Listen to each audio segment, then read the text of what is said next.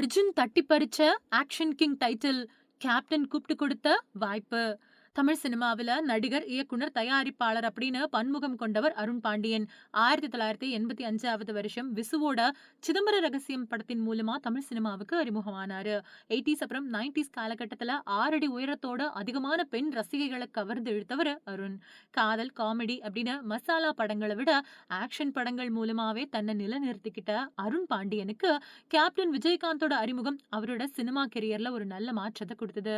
1986வது வருஷம் திரைப்பட கல்லூரி மாணவர் ஆபாவானன் இயக்கத்துல விஜயகாந்த் நடிச்ச ஊமை விழிகள் படத்துல அருண் பாண்டியனுக்கு வாய்ப்பு கொடுத்தாரு கேப்டன். இந்த த்ரில்லர் திரைப்படத்துல புரட்சிகரமான கருத்துக்களோட ஆக்ஷன்ல பொலந்து எடுத்த அருண் பாண்டியனோட நடிப்பு பரவலா பேசப்பட்டுச்சு. அருண் பாண்டியனோட சாதனையில இன்னொரு மகுடமா அமைஞ்ச திரைப்படம் தான் இணைந்த கைகள். ஆக்ஷன் கூட அந்தி நேர தென்றல் காற்று அப்படின்னு பார்வையாளர்களோட மனச வருடின அருண் பாண்டியனுக்கு வர வேண்டிய ஆக்ஷன் கிங் பட்டத்தை அப்போ ஜெயஹிந்த் மாதிரியான ஆக்ஷன் படங்களோட வெற்றியால வளர்ந்துட்டு வந்த அர்ஜுன் தட்டி பறிச்சிட்டாரு அப்படின்னு சினிமா ஆர்வலர் பேட்டி ஒண்ணுல குறிப்பிட்டிருந்தாரு. சினிமாவை தாண்டி சமூக சேவைகள் பண்ணிட்டு வந்த அருண் பாண்டியனை விஜயகாந்த் தன்னோட கட்சியில இணைச்சு சட்டமன்ற உறுப்பினராக்கி அழகு பார்த்தாரு. ஒரு சமயம் கருத்து வேறுபாடுகளால முரண் ஏற்படவே நேரா விஜயகாந்தோட அலுவலகம் போய் அவரை தகாத முறையில கோபத்துல திட்டாராம். எல்லாத்தையும் பொறுமையோட கேட்ட விஜயகாந்த் முதல்ல உட்காரு பாண்டி அப்படின்னு சமாதானப்படுத்தின கதைய கேப்டன் மறைவப்போ நினைவு கூர்ந்தாரு அருண் பாண்டியன். விஜயகாந்தோட மறைவை பத்தி அருண் பாண்டியன் பேசும்போது 1984ல முதன்முறையா சந்திச்சோம். அப்ப இருந்தே நல்ல நண்பர்களா இருந்தோம். அன்னைக்கு இருந்து இன்னைக்கு வரைக்கும் எனக்கு அண்ணனாவும் நண்பராவும் இருக்காரு. அவரோட இழப்பு எனக்கு மட்டும் இல்ல, ஒட்டுமொத்த தமிழ்நாட்டுக்கே இழப்பு. அவர மாதிரி ஒரு மனுஷனை இந்த ஜென்மத்துல பார்க்கவே முடியாது. அத அழுத்தம் திருத்தமா சொல்லுவேன். ஒரு பிரச்சனைக்காக நடிகர் சங்கத்துக்கு போய் கோபமா பேசினேன். நீங்க செஞ்சது ரொம்பவே தப்பு. காதும் கண்ணும் அதோட வேலைய செய்யணும்.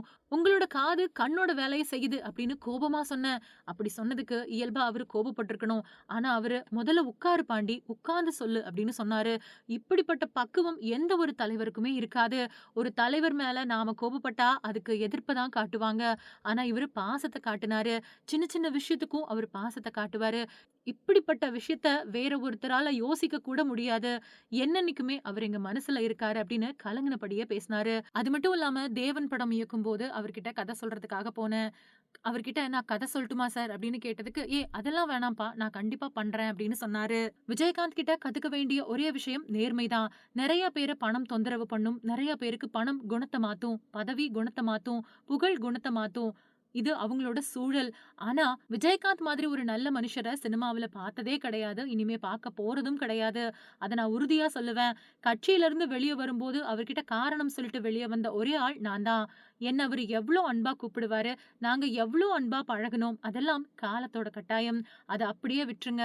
அவரு ரொம்பவே நல்லவரு அப்படின்னு சொல்லியிருக்காரு அருண் பாண்டியன்.